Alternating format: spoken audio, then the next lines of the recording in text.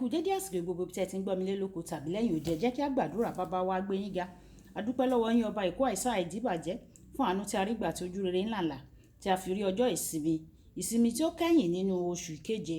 Ògo ni forúkọ mímọ́ yín, ọ̀pọ̀ òjò rọ̀ ilẹ̀ fi mu ṣùgbọ́n àánú dá wa sí o. A dúpẹ́ nítorí tí ẹ pa wá mọ́, a dúpẹ́ nítorí pé ẹ ó fún wa ní ìsinmi ológo. Ògo ni forúkọ mímọ́ yín. Ọ̀rọ̀ tí a ó gbéyàwó lẹ́ni yóò ṣe ayé ọkàn àti ara wa ní rere.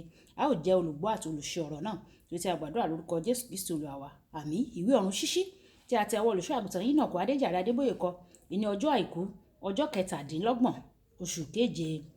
Àkòrí tí a ó gbéyàwó sọ wípé àná rẹ. A mú àkọ́sórí wa nínú ìwé Àìsáyà orí 43 ẹsẹ̀ ìkejìdínlógún títí dé ẹsẹ̀ 19. Ìwé Àìsáyà orí 43 ẹsẹ̀ ìkejìdínlógún títí dé ẹsẹ̀ 19. Ẹ má ṣe rántí nǹkan tí ìṣáájú mọ́ àti nǹkan tí àtijọ́. Ẹ má ṣe rò wọ́n o. Kíyèsí, èmi yóò ṣe ohun tuntun kan. Nísinsìnyí ni yóò wù jáde. Ẹ̀yin kì yóò sì mọ̀ bí. Lóòótọ́, èmi yóò la ọ̀nà nínú aginjù àti odò ní aṣálẹ̀. Ìgbà tí a mú Bíbélì kíkà wa nínú ìwé Kíróníkù kínní orí 4 ẹsẹ̀ 9 dé 10. Kíróníkù kínní orí 4 ẹsẹ̀ 9 dé 10. Jábésì sì ṣe ọlọ́lá ju àwọn arákùnrin rẹ̀ lọ. Ìyá rẹ̀ sì pe orúkọ rẹ̀ ní Jábésì wípé nítorí tí mo bí i pẹ̀lú ìbànújẹ́. Jábésì sì ké pe Ọlọ́run Ísírẹ́lì wípé ìwọ ìbá jẹ́ bùkún fún mi nítòótọ́ o, kí o sì sọ agbègbè mi di ńlá o, kí ọwọ́ rẹ kí o sì wà pẹ̀lú mi o, àti kí ìwọ kí o má sì ṣe jẹ́ kí èmi kí ó rí ibi, kí èmi kí ó má sì ṣe rí ìbìnújẹ́. Ọlọ́run sì mú ohun tí ó tọrọ ṣẹ. Wáyé ẹ jẹ́ ká tẹ́tí bẹ̀lẹ̀ jẹ́ láti gbọ́ ohun tí olùṣọ́ àgùntàn yìí náà kó Adéjàre Adébóyè ní fún wa ní ọjọ́ àìkú. A lè tọ́ka sí àná rẹ gẹ́gẹ́ bí ìyà òní. Ohun yòówù tí òun ń là kọjá lónìí, a lè tọpinpin rẹ̀ lọ sí àwọn nǹkan tí ó ti ṣẹlẹ̀ sẹ́yìn. O lè máa la àwọn nǹkan tí kò dára kọjá báyìí nítorí àwọn àṣìṣe kan tí o sì ṣe sẹ́yìn, ṣùgbọ́n ìròyìn ayọ̀ náà ni pé o, ẹni tí à ń pè ní Alpha àti Omega lè pa àṣìṣe àná rẹ rẹ́. Ó lè wẹ gbogbo àṣìṣe àná rẹ kúrò pẹ̀lú ẹ̀jẹ̀ rẹ̀. Ìwé Jòhánù kínní orí 1 ẹsẹ̀ 7. Ìdí nìyí nínú ìwé Kọ́ríńtì kejì orí 5 ẹsẹ̀ 17 ó sọ pé tí ẹnikẹ́ni bá wà nínú Kristi, ó di ẹ̀dá tuntun. Ohun àtijọ́ ti kọjá lọ o, sì kíyèsí wọ́n di tuntun. Ìṣẹ̀lẹ̀ yòówù tó ti wáyé ní àná rẹ, ní kété tí o bá tọ̀ Jésù wá, yóò fún ọ ní ìbẹ̀rẹ̀ ọ̀tun. Yóò wọ inú àná rẹ lọ. Yóò ṣe àtúnṣe gbogbo nǹkan láti ṣiṣẹ́ fún ọ, láti ṣiṣẹ́ fún rere rẹ.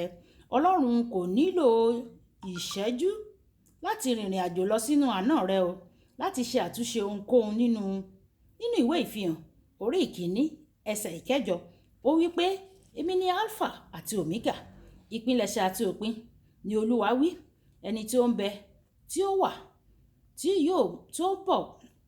bọ̀ wá, Olódùmarè. Ọlọ́run ni Alpha àti Omega o.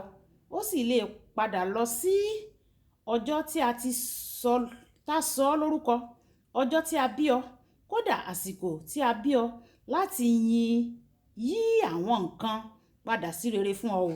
Àwọn ènìyàn kan wọ́n ní ìṣòro lónìí nítorí orúkọ tí wọ́n ń jẹ́. A fún àwọn ènìyàn kan ní orúkọ láti ṣàfihàn àwọn ìṣẹ̀lẹ̀ tó rọ̀ mọ́ wọn tàbí ìdílé wọn ní àsìkò tí wọ́n bí wọn. Fún àpẹẹrẹ, tí a bá sọ ẹnìkan ní èṣù gbògo, ìtumọ̀ rẹ̀ ni pé Sátánì ti gba ògo. Irú ẹni bẹ́ẹ̀ kò lè dá Sátánì pé ó ń yọ òun lẹ́nu nítorí orúkọ ẹni náà tí a fi ìwé pè. Ó fi ìwé pè Sátánì nítorí orúkọ rẹ̀ ló fi ìwé pè é láti yan ara rẹ̀ lógo lórí ẹni náà.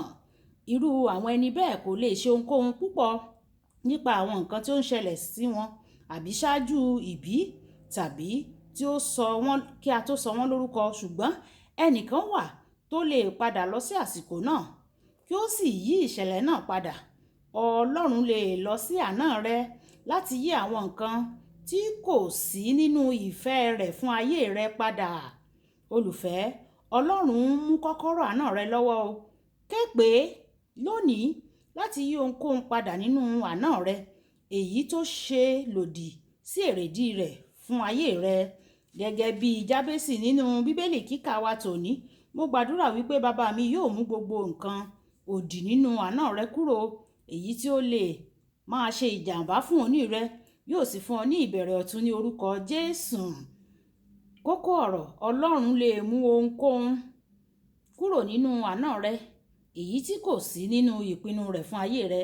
Ìjà sọ pé bàbá mi Ọlọ́run, ìwọ Alpha àti Omega, ǹjẹ́ ohunkóhun tí ó wà nínú ayé mi, tí ó wà nínú ilé mi, tí ó wà nínú ẹbí mi, tí ó wà nínú orúkọ mi, tí kò fi ògo fún orúkọ rẹ, àbí tí kò ní jẹ́ kí n mú èrèdí dídá mi sínú ayé ṣẹ, Olúwa bá mi yí padà lónìí, nítorí ìwọ ni o mọ òpin láti ìbẹ̀rẹ̀, o sì mọ ìbẹ̀rẹ̀ láti òpin.